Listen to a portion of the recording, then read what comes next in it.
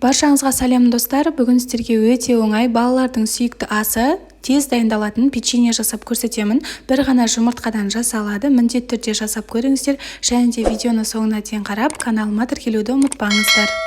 Ең алдымен ыдысымызға осы бір жұмыртқаны жарып салып алатын боламыз. Үстіне қантымызды қосамыз.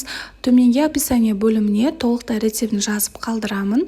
Қанттан кейін үстіне сұйық майымызды және де 2 ас қасық өзіңізге қалаған кез келген балды қоса берсеңіз болады. Менде дәл қазір дүкеннің балы. Барлығын осылай қосып, венчиктің көмегімен жақсылап біркелкі масса болғанша араластыратын боламыз. Қоспамызды бөлек бір шетке алып қойып, оның үстіне осылай қопсытқышты салатын боламыз. Бір шай қасықпен толтырып салсаңыздар жеткілікті. Ұнды бірге екеуін араластырып, міндетті түрде ситаның көмегімен осылай өткізіп аламыз. Бұл жерде қосылған ұнның мөлшерін төменде описание бөліміне жазып қалдырдым, бірақ та сіз өзіңіздің ұныңызға қараңыз.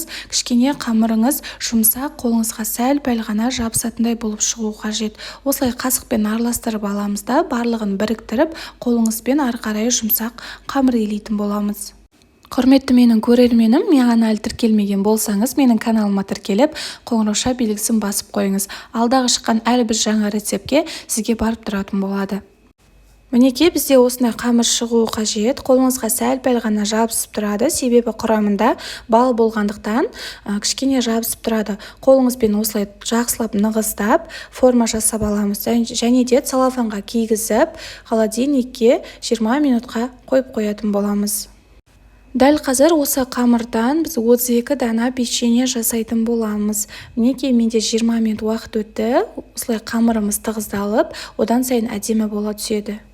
Мен осылай шағын ғана печенье жасадым. Кішкене ғана 2 граммдай болатын қамырды алып, қолыңызға алақанмен айналдырып, осылай пергамент қағаздың үстіне қойып шығатын боламын. Өзіңіз қалағандай қамырды жайып, оқтаудың көмегімен кішкене ұн қосып жайып, печеньенің формаларына кесіп салсаңыздар да болады. Бірақ та ең оңайы мен үшін осылай жасау болып табылды. Осылай пергамент қағаздың үстіне барлығын арасын алшақтау алып саламыз. Бетін өзіңіз қалағандай әсемдесеңіз де болады, бірақ та мен осылай әсемдеп шықтым. Сахарный пудраға миксердің батысын осылай батырып алдым да, үстінен басып шықтым. Сіздер жай ғана вилкамен басып шықсаңыздар да болады.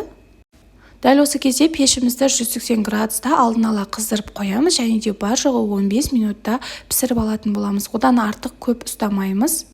Мінекей, печеньеміз осылай қызарып, әдемі болып шығады. Ешқандай қатты болып шықпайды, өте жұмсақ болып шығады. Қазір сіздерге ортасын көрсетемін.